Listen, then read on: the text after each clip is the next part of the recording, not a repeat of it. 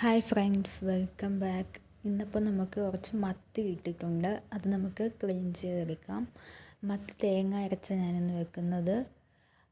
മത്തി അപ്പുറത്തെ വശവും ഇപ്പുറത്തെ വശവും നന്നായിട്ട് ചെതുമ്പി കളഞ്ഞിട്ട് പിച്ചാത്തി വെച്ച്, പിന്നെ അതിൻ്റെ വാലൊക്കെ മുറിച്ച് മാറ്റും, ചിറക്, പിന്നെ അതിൻ്റെ തല മൊത്തത്തിൽ ഞാൻ കട്ടാക്കി കളയും.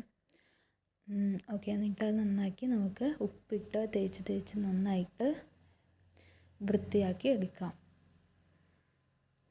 എൻ്റെ ചാനൽ ഇഷ്ടമായാൽ ഒന്ന് സബ്സ്ക്രൈബ് ചെയ്യണേ.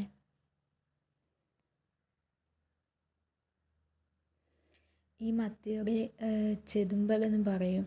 അത് പോവാനായിട്ട് ഒരു 10-15 മിനിറ്റ് വെള്ളത്തിൻ്റെ അകത്ത് ഇട്ട് വെച്ചാൽ പിന്നെ നമ്മൾ ക്ലീനാക്കാൻ നേരത്ത് അത് മൊത്തത്തിൽ പൊക്കോളും. ഓക്കെ, അപ്പം നന്നായിട്ട് അരച്ചെടുത്തിട്ടുണ്ട് തേങ്ങ. അതിൻ്റെ അകത്ത് മഞ്ഞൾപ്പൊടിയും 2 സ്പൂൺ മുളക് പൊടി ഇട്ട് നന്നായിട്ട് അരച്ചെടുത്തിട്ടുണ്ട്.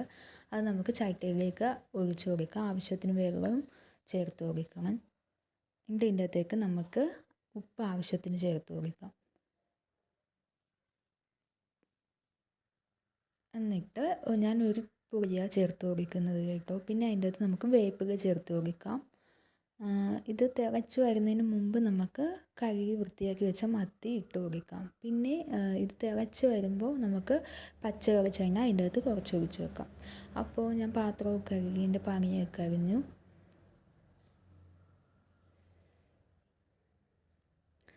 ഇനി നമുക്ക് ചോറ് വിളമ്പാം. കറി എന്തൊക്കെയാണെന്ന് നോക്കാം. ഞാൻ കപ്പങ്ങ തോരൻ വെച്ചായിരുന്നു. കപ്പങ്ങ തോരനാകട്ടോ, അത് ക്യാബേജ് തോരൻ വെക്കുമ്പോൾ കപ്പങ്ങ തോരൻ വെച്ചു. പിന്നെ മത്തിക്കറി ഒഴിച്ച് കൊടുക്കാം.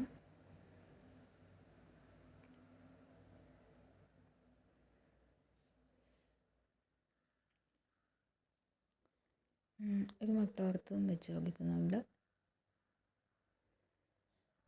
പിന്നെ അത് ഞാനിപ്പോൾ വെച്ച് കൊടുത്തത് തക്കാളിയും സവാളയും വെച്ച് ഉണ്ടാക്കിയ ഒരു ചമ്മന്തിയാണ് കേട്ടോ. പിന്നെ ഗിരിയൊക്കെ ഒഴിച്ചിട്ട് ഉണ്ടാക്കിയ. പിന്നെ അയില വറുത്തതും വെച്ച് കൊടുക്കുന്നുണ്ട്. അപ്പോൾ ഓക്കെ.